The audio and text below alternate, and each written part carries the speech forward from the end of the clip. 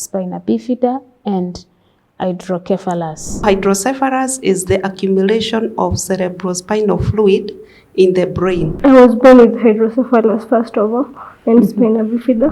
I didn't know anything to do with folic acid. If I take those folic acid day in, day out, there are zero chances that if I get another child, he'll be free from spina bifida and hydrocephalus. There is more to life than hydrocephalus and spina bifida. Hello viewer, welcome to today's episode of Health Talk Show. Today we are going to discuss about domestic violence. In the house we have a guest who is going to help us understand more about domestic or gender-based violence. My name is Lucy Wanza Kariuki. Welcome to the show. Kindly introduce yourself. Hello viewer, I'm Anthony Kariuki and I'm a community health nurse practicing my nursing at Embu within the community. Yes. Welcome to the show, and I am sure we are going to understand more. Kindly explain to us what gender-based violence is. Okay, gender-based violence, first of all, we are going to unfold or unpack the definition by starting with knowing what is gender. Yes. Because gender-based violence, many people have confused gender with the sex. And you see, in most of the documents, you hear people ask, what is your gender? Yes. And gender is whereby we are describing a man or a woman, a boy or a girl, according to the characteristics or the role that person plays within a certain community. What people do in their own communities defines their gender. So when we talk about gender-based violence now, we are talking about unlawful, an harmful and unlawful acts which are done to an individual, which are not desired to an individual, and most probably and most of the times they are forcibly done. Yeah, that is gender-based, whereby the perpetrator who is being inflicted pain is being done unwillingly. That is gender-based violence. Yeah. Okay, thank you so much. So many other times when we go for an interview, you're being told to indicate your gender. So that one means it's wrong. It's supposed to be sex. Or when they say gender, or it's all the same. You are going to unveil more on that. So you're telling us that it happens. It's unlawful. Kindly tell us, what are the numbers? Gender-based violence worldwide, we can talk about worldwide, whereby in every 3 women, for instance, every moment you see 3 women, one of them is being abused. One of them. One. In 9 men, the ratio is 9 is to 1 man who is being abused daily. Per minute in the world, there are more than 20 people who are being either physically or sexually abused. Most of the murder cases that we are seeing and in our televisions and all over the world, over 7% of the murder cases, homicide or genocide, homicides, all those gender-based violence that we are seeing in our televisions and they are being reported all over, most of them, 7% murders are out of gender-based violence. Yes. Yeah. Wow. Very alarming numbers. Yes. Because I'm just imagining in a minute it is happening, in seconds it is happening in our homes, in our everywhere. Kindly let us know, where does this gender-based violence occur? And you've said something before you respond to where it occurs, that in every 10 men, 1 is being abused. That is shocking. Men are also abused. Yes, men are abused. When we talk about gender-based violence, we think about sexual abuse. When we talk about gender-based violence, we think about women being abused. But gender-based violence talks about even the young children, young boys, women, men, all over, and they're being abused. And the gender-based violence is a term that we can use to talk about many forms of gender-based violence. Yes. There are so many forms of gender-based violence, and we can categorize them into around 4 to 5 types, whereby we talk about sexual violence. We can talk about physical. We can talk about psychological, emotional, Yes. and also economical. It can be economic violence. So when we talk about all those forms of violence, first of all, you ask yourself, this is a child. A child can be abused because it's gender-based violence. And I would like us, first of all, to look at it. When we talk about, first of all, the first one, the sexual abuse, the sexual violence. The sexual violence. Sexual violence, I can also categorize, when you talk about rape, that is the one which is known, whereby any sexual act is being done to an individual unwillingly. That is what most of us know, that when somebody is raped, we talk about sexual abuse or sexual violence. But it goes far much beyond that, whereby we find that in that form of violence, even in a married couple, there is what we call marital rape. A woman who is married experiencing sexual violence, and the indicators are saying that 1 woman in every 10 women who are married, they are suffering marital rape. So sexual violence comes in whereby, one, there are other forms of violence that comes before even sexual violence comes in. Then I'll bring in, like now, the economic violence, whereby due to poverty, which is a major cause of gender-based violence, and economically, a man cannot provide for the family. You understand that this man will come. The man has come without food, no food to put on the table in the evening. And when he comes, the reception that he receives in the house is that there will be no talking.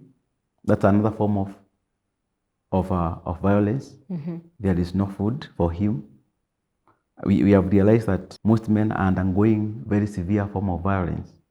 Even silence in the house. That's a form of it all goes, and it affects the psychological aspect of the man. And you understand that this man is now becoming very emotionally disturbed, psychologically disturbed. And now, before even the sexual violence comes in, you see now there is a series of so many abuses that have preceded the sexual violence. Yes. When it comes now to the act itself, and there is even absence of conjugal rights for the man, that is sexual abuse for men. So when we talk about sexual violence, is that men nowadays are even more sexually abused. Marital, I'm talking about the marital abuse. Yes. Whereby now men lack conjugal rights. From there is silence, there is nothing. The man now becomes psychologically tortured. There is a lot of emotional conditions. Mental health comes in, depression comes in, manic episodes comes in, and then now physical violence comes in. Physical violence in homes comes in as a result of hunger. Yes. When the man is angered after those other violences have been done, now we are going to see what we are now calling the physical violence at home. And at home is only one of the places where sexual abuse can occur. Yes. And I'm just talking about the couple. In the setting of a home, when this start occurring, there is now an extension of the abuse now from parents to the children. Children. You know, now children will be psychologically abused. There will be emotional torture, because when there is physical abuse, fight starts, and when fight starts, it is out of what we didn't see. The children did not understand. The neighbors did not understand what happening. What the neighbors are seeing is the result of the man being denied food, conjugal rights. They didn't see that come. Yes. So what they will see, the manifestation will be the physical abuse. Now the physical abuse, when it comes now, the children comes in. They are psychologically abused. From there, within the home, another thing that can happen, what is happening nowadays is that the relationships that are being, the relationship within the family, either may it be between the father, the child, the uncles, the aunties, anybody who is coming within the household. Yes. You realize now we extend now the abuses from the parents to the kids, or from the parents within the children, where there is physical abuse. And mostly what we have experienced on the ground is that where there is a stepmother, a stepfather, you realize that even now, physical abuse comes. Whereby now you bring now the aspect of children in. Children are suffering within the homestead. Whereby now the stepmother and the stepfather have not in good terms. And what results? The father will start physically abusing the child. And what we have realized is that rape is happening by those stepfathers. You see, a girl who has been raped not once, not twice, not thrice, Yes. by the stepfather. This is happening within our house, the household. Gender is that what we said is that gender is whereby we categorize a man or a woman according to the culturally coined aspects. What they want to, what did they say? What did the culture approve of women? What role does a woman do? And one thing that our culture has taught us is that a woman should not negotiate. Yes. When it comes in terms of either sex, either money. Most of our culture and the cultural beliefs have made it a role that it is the duty of a man to decide what will be eaten. And you decide when to have sex with a woman. Is the one who decides everything. Yes. Which school the children should go. That is the culture. The community has made it a culture. And that culture will define who is a man. And now that man will use his power to exert force. And now when it comes to the children, for example, the children who have the stepfather and the stepmother, when it comes to that point, you see now the children there cannot negotiate for anything because the father has sinned. And when the child is a teenage, the child is a girl, the father, to some extent, they advance to one sexual acts. And this child is threatened that when you say anything, I'll kill you. This child will be suffering physical abuse, psychological abuse, sexual violence, and what manifests later, they come to the facilities, the hospitals, manifesting with psychological disorders, like anxiety disorders. Yes. What other people, they call them anxiety disorders. The child comes unconscious. There's a girl, a school-going child, unconscious. Why? We can't tell. Not unless now we take a further action of knowing what has happened. That type of abuse cannot be recognized. Yes. Home, another source of the source of abuse is when it comes to economic status of the family. And when the economic status is poor, we are living below the standards. You find that the man will start being very hungered, you'll become a bully. Everybody, the children around, will be suffering physical abuse. Is that a defense kind of mechanism for the father? Because he cannot be able to provide, now he's fighting the family, the children. Yes. You can call it a defense mechanism, but what I can say is out of frustrations. Because when you can't provide, when you can't do your course, your duties, what happens? Frustrations comes in.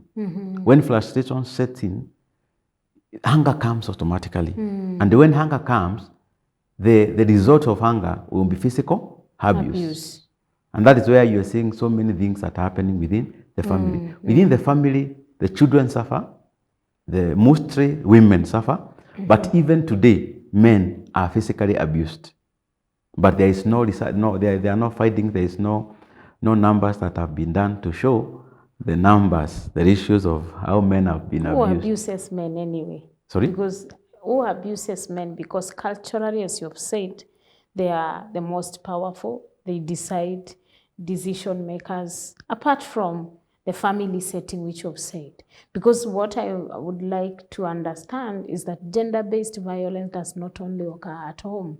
We have men working, we have men in church, we have men outside there. Who abuses men?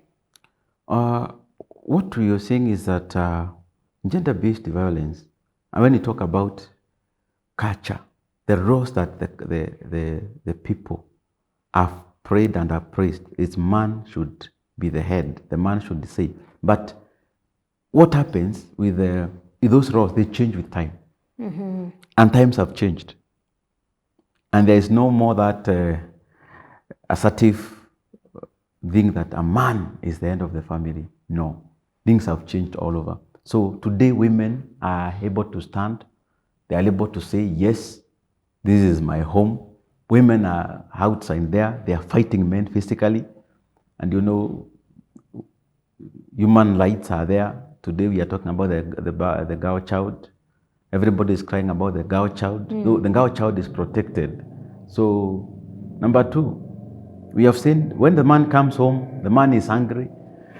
You find that some homes will just cook even food. That is what we have come to understand, and eat. And when the man comes in the evening, because he doesn't provide, he means that the food was eaten. So men, even the strength, most of the men nowadays, they lack the physical strength. So the times have changed, and you made that things have changed. Women are abusing men in their homes daily, physically now, not even sexually. And you have seen even sexually men are being affected more. Because women can only undergo what we are calling the marital rape. But men are being denied conjugal rights, they are being denied other things in the bed, and things are worse at that particular point. Things have changed and times have changed. Yes. Technology, we can see now we are in a season of COVID-19, and you really wonder, like previously it was stay at home and people could work at home. People lost jobs. Can we say this is what you're calling economic violence? Because I'm just thinking that you have no money. Can we say that the government can also violate us when it comes to economic violence? That one is a predisposing, you can call it a predisposing factor. Yeah, it's a predisposing factor whereby hard economic times will come with their challenges. Yeah. And also this change of technology, change of times, can we say that it is also another factor for gender-based violence? Because now, if it is not the time, we could say man is the breadwinner. And now women have come out. They are energetic. They are out there. They are shining. We've seen the other day, it was the president of Tanzania who is a woman. So can we say now we cannot also discriminate women and say that just because culture used to dictate women? No, that was an example. Yes. And you have changed, times have changed. And time changing, already things have changed. And that's the reason why we are talking about gender mainstreaming. And that is what is there. Mainstreaming. Yeah, gender mainstreaming Yes. is whereby you want to integrate the perspective of women and bring some equity or equality. Yes. Whereby now we are redefining the roles Okay. of a man, a woman, a boy, and a child. And that is the reason why you can see now today you can have a female president. Today you can have a female CJ. Chief Justice. Yes, we are redefining the roles, The roles. in the community. And now we are coming out to the gender mainstreaming where we want to bring equity. But as we do equity, you find that we are doing it overboard. But before we go there, I wanted to talk about the other places where gender-based violence occur. Because at home was just one place Yes. of where gender-based violence occur. When we move out from the house to the community, to the offices where we are working, we meet that those are other areas and places where gender-based violence is occurring daily. Where men want to exchange what they have. They want to offer jobs. They want to offer help in exchange for something else. Yes. For example, in offices and in places of work, sexual violence is a key there. Whereby always in the office, a woman and a man who are working there, the man wants to do everything in exchange for sex. In exchange for sex. So in a working place, also men, they are calling their culture and roles from home to the office. They want to go and stamp the authority that men should talk first, men should do things first. Should be leaders. And should be leaders, and men are the ones who should arrange and organize who should be the one with the managers, should be supervisors in this company. And in the process, in our workplaces, we have found that there is physical abuse, whereby men are taking their strength and their masculinity to the places of work and abuse women when they don't listen to what they are saying. And sexual abuse, it is there in offices, but many things are being done because with the technology today, you can have CCTV cameras all over, whereby we can prevent gender-based violence within the workplaces. And technology is taking us places. Before we come out of that point, I would like you to describe gender-based violence, and now more in children, not only at home. We have schools, we have outside in the community. Does it happen to children? And what are some of the examples that you can give the viewer? Children are victims. They are victims of gender-based violence.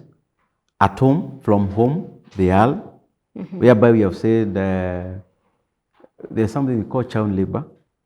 It's a form of gender-based violence, whereby the child is being exposed to more work that they should do. Yes. Child labor. You know, what the child is being told to do by the parents. And I said mostly it is a stepfather, stepmothers. Then from there at school, we have seen it, it is all over, it is rampant, whereby at school the teachers, the people who are around the girl child, especially the girl child, they are being abused sexually. Yeah, you have heard of sodomy, even in our places of worship. We have heard whereby there is physical abuse. We have heard children who have been killed in schools by their teachers. Murder cases, they are there all over. And children from home to school to the community. But since times are changing, you have seen the community, the gender-based violence for children is going down. But in class, in school, in colleges, and also at home, those are the major areas where children are facing sexual abuse, physical abuse, and also psychological abuse, whereby a teacher or anybody who is a teacher can give abusive words, can use abusive language to a child. Yes. That way, that child will undergo psychological torture, psychological violence. Yeah. Thank you so much. We are watching GBS TV Africa. This is Health Talk Show.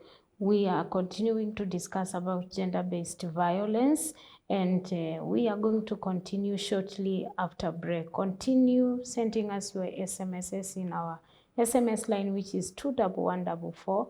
Our Facebook page is GBS TV Africa, and the YouTube channel is GBS TV Africa. Let's continue after the break.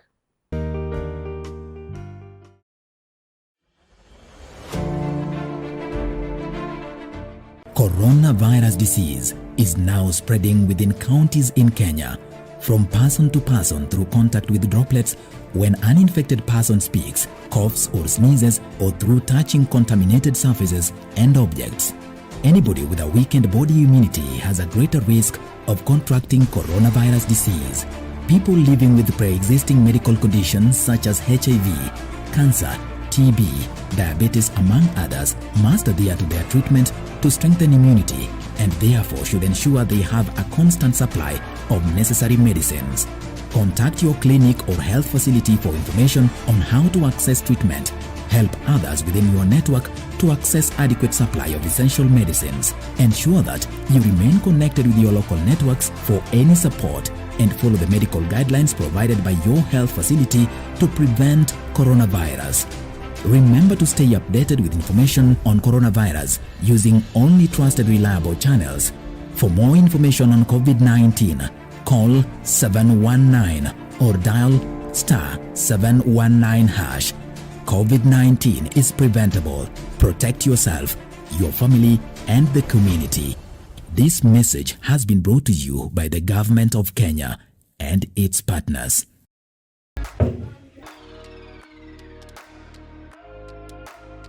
Hello. Welcome to the GBS article, where entertainment meets enlightenment and creativity meets exposure. Join us on the most interactive art club in all of Africa. This is the Art Club with Ben C. See you there.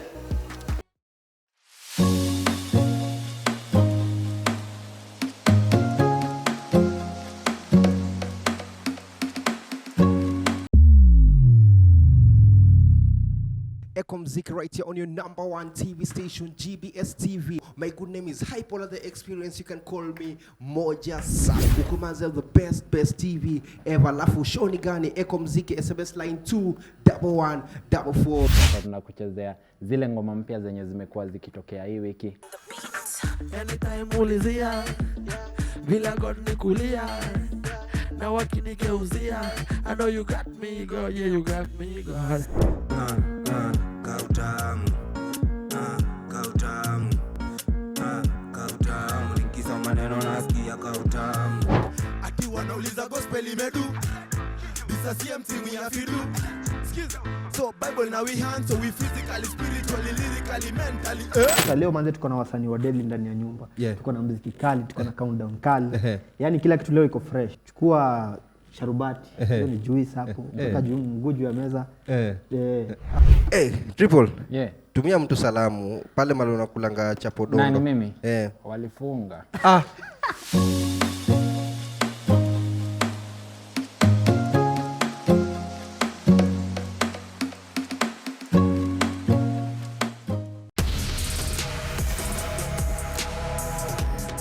Hello guys, this is the 77%, the platform for Africa's youth to debate issues and share ideas. You know, on this channel, we are not afraid to touch on delicate topics. Africa's population is growing fast. Why is African identity so important? Why are we so religious? What is the relationship between religion and corruption in African countries? Let's hear what you have to say. Let the discussion begin. Young people have felt for the longest time that they were not part of the conversation. And we want to find out why.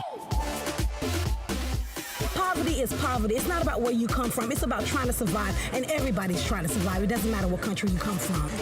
How come the dress code rules are for the women and not for the men? It is not fair. You belong to society. Oh. Yes. Oh, no. So yeah, looks like we're all ready for a fight, hasn't it? They don't know the hard living that we are going through. They don't know. So I guess in a lot of ways we still have a long way to go. And young people clearly have the solutions. The future belongs to you.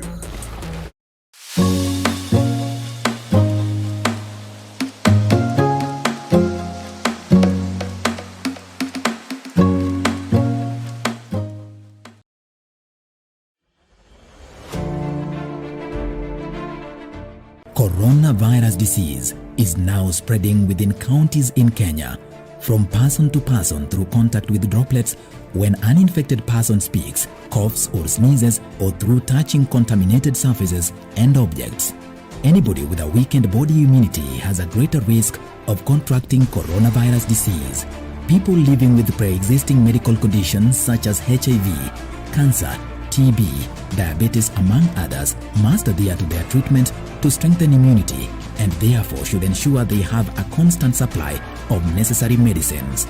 Contact your clinic or health facility for information on how to access treatment. Help others within your network to access adequate supply of essential medicines. Ensure that you remain connected with your local networks for any support and follow the medical guidelines provided by your health facility to prevent coronavirus. Remember to stay updated with information on coronavirus using only trusted reliable channels.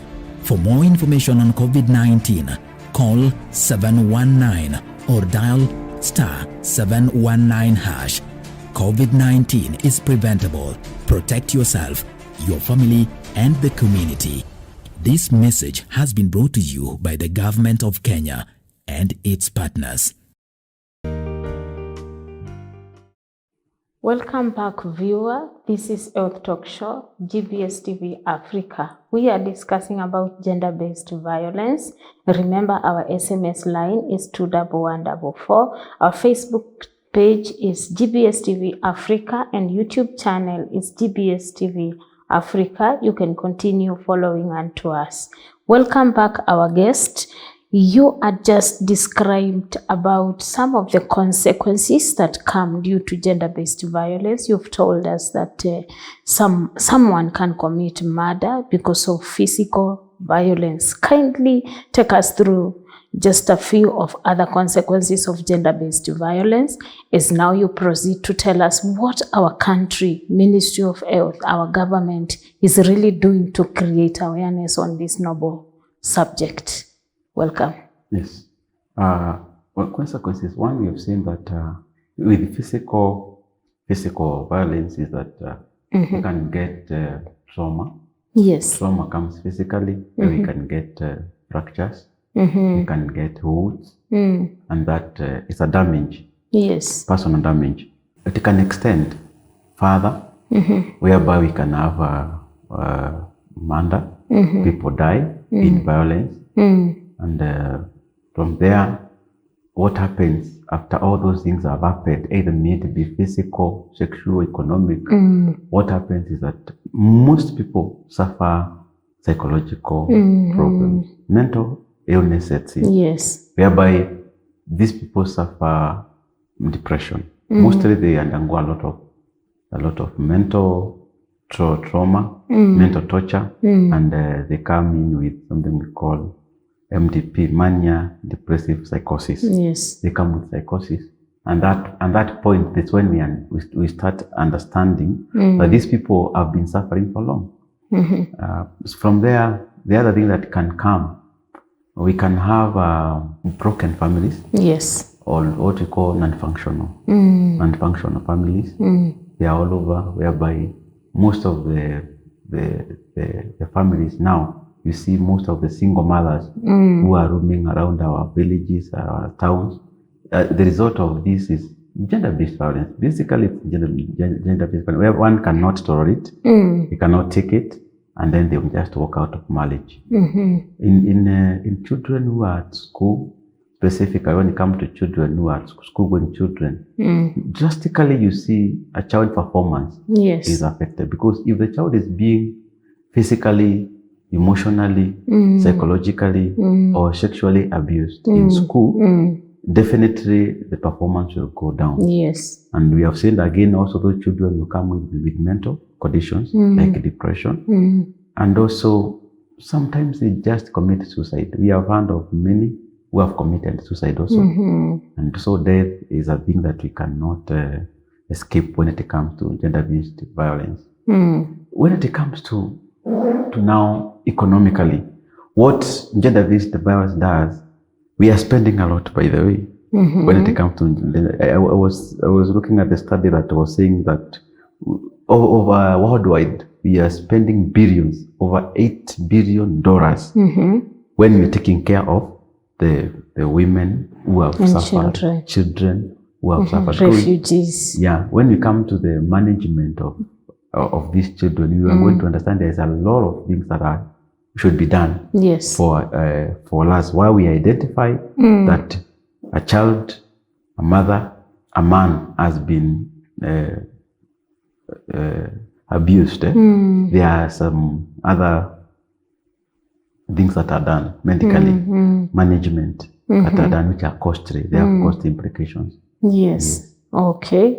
Thank you so much for that. At least now we are at green light. We understand that a lot of things happen and others can also happen. Now, I am sure our government is doing something. We've seen this organization, UNCHR, which protects children, human rights of the people. And we have the healthcare workers. What is the role of government? What is the role of you people working in the Ministry of Health? Because you talked of installation of CCTV cameras. Do they really work? Do they really help? And what are other measures that are done? The measures that are done, yes, when it comes to gender-based violence, first of all, we are doing what we are calling now, what I mentioned earlier, the gender mainstreaming. Yes. Whereby now we want to empower the communities. We want to empower everybody around our country, around the continent, over the world.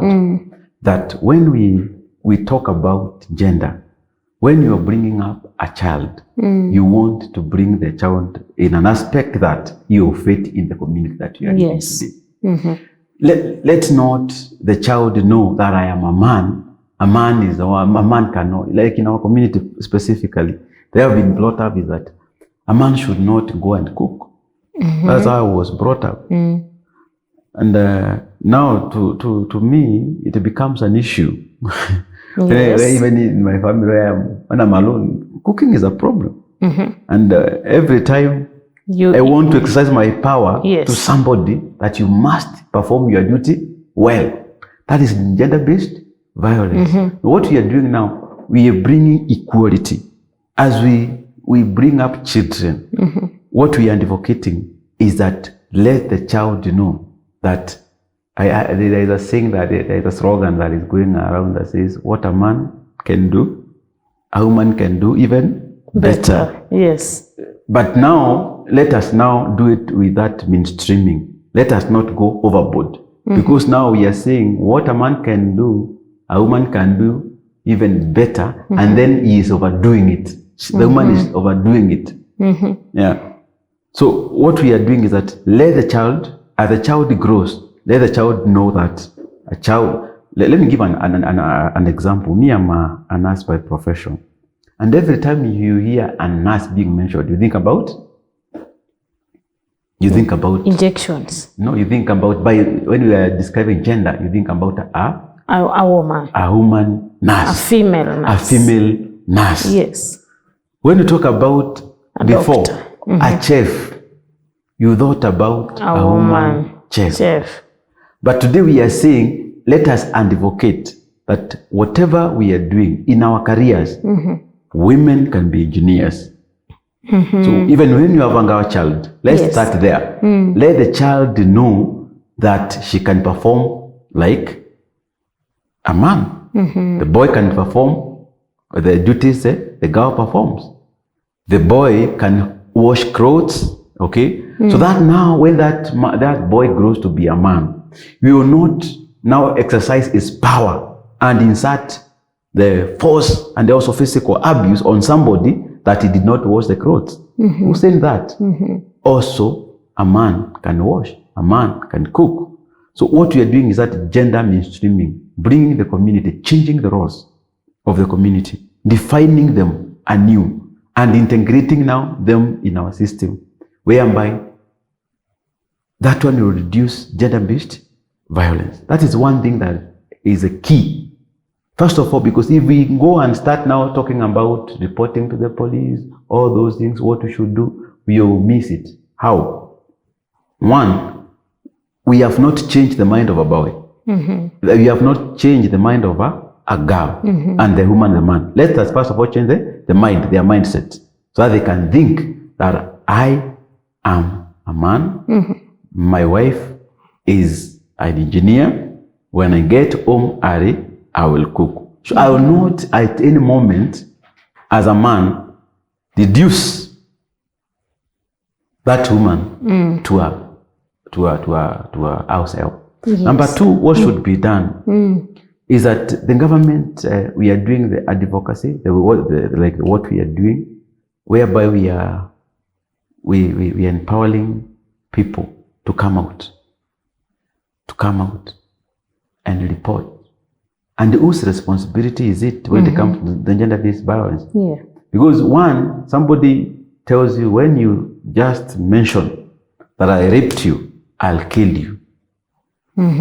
So the government has come up with a model whereby us now, all the workers, the police, the teacher, the administration, the whole of administration, like the chief can take a case to court for somebody who has been have been abused. A teacher can take a case, and also an elder worker. Yeah, you can take a case to court, and the court will listen to you. So anybody who is undergoing gender-based violence, domestic violence, sexual abuse, physical abuse, don't keep quiet. Yes. We are saying don't keep quiet. Talk to people. Talk to any doctor, to any nurse, to any clinical officer who is around you. Talk to the chief. Because what we do after we identify you first, we rescue. Yes. First of all, it's rescue mission, whereby we are going to take you from the harmful environment. So that now the person who was causing the harm cannot have an access to you. So feel free, the viewer who is viewing, that in case you are undergoing any torture, any sexual abuse, physical abuse, any form of abuse, just come out. When you come out, the administration, the chief, the doctor, any hospital which is around you in the community, the teachers, if there is a teacher who is around you, that teacher is mandated to take a case to court. Okay? That is what we are doing. And then from there, once you come, the government is putting place again now centers, whereby they are doing the psychological or counseling centers. Yes. Whereby if you have suffered violence, you can go do counseling is done. You're taken through all the process until you heal. So when you feel you're almost growing up, don't kill yourself. Yes. Don't kill yourself. School health Yes. is another area that needs to be involved in this matter, because you've really told us that we need to start changing the roles and now instilling them into people. Yes. And this is a child, class 1, grade 1, class 8. They need to understand that times have changed. In fact, they don't need to understand that times have changed. It is us to change them. What are you doing in terms of school health? In terms of school health is that... Specifically talking about the Ministry of Health. Are there functional school health programs? There are functional school health programs whereby health workers are taking sections with the students from the lower classes to the secondary schools and also to universities, whereby we are teaching children on gender-based violence, for them to understand what is gender-based violence, what to do, and who to learn to when they are. When does the post-traumatic lessons take place? for the victims? Which, the school-going children or the anybody? Everybody. We were talking about gender-based violence, which means there were victims who were undergoing the violence. Where do they get their counseling sessions, post-traumatic psychosocial support? There are so many institutions within the country which are doing it, but specifically within the Ministry of Health, every facility, all the facilities have counselors. Or people can help them, healthcare workers. Healthcare workers. Yes. And if you have been abused and there is damage that has been caused medically, there are hospitals, big hospitals like Nairobi Women's, which is known for that, whereby they admit and they manage those conditions well. Yeah, so every institution from the level 1, that the dispensaries, health centers, and also level 4s and level 5s, you can get help. You can get help. Thank you so much, Anton. It was great having you in the show. I would like you to kindly give us a message of hope, because I know all is not gone, as you give your parting shot in 1 minute. Face that camera. What I can say is that, one, let's change our roles as a community, as a country, in our institutions. Let's redefine what a woman, what a man, what a girl, what a child can do. Let's have equity. Let's bring equity in everything that we do in our institutions, at our homes, so that now we cannot have people who are trying to exercise power, so that we can minimize gender-based violence. Number 2 is that when, in case you have been faced by gender-based violence, sexually, physically, emotionally, please don't stay at home. Always visit the nearest health care institution, and you are going to get help. Don't die, don't do murder. Please, we can do it together. We can come together, talk, let counseling be there. We are there, health workers are there, teachers are there, administration is there, the government is there. It is putting a lot of money in the institutions, in counseling institutions, so that you can get help. So just come and you are going to get help. Don't die, don't commit murder, and we are going to have an healthy nation. Thank you. Thank you so much. Hello viewer, you are watching us in GBS TV Africa. This is Health Talk Show. We were discussing about gender-based violence, and from our discussion, kindly don't keep quiet. Rise above the situation, report, speak to a family, speak to a friend, and you are going to get help. Our SMS line was 24411 21144. Our Facebook page is GBS TV Africa. YouTube page channel is GBS TV Africa. Until next time, bye bye. I was your host, Lucy Wanza Kariuki.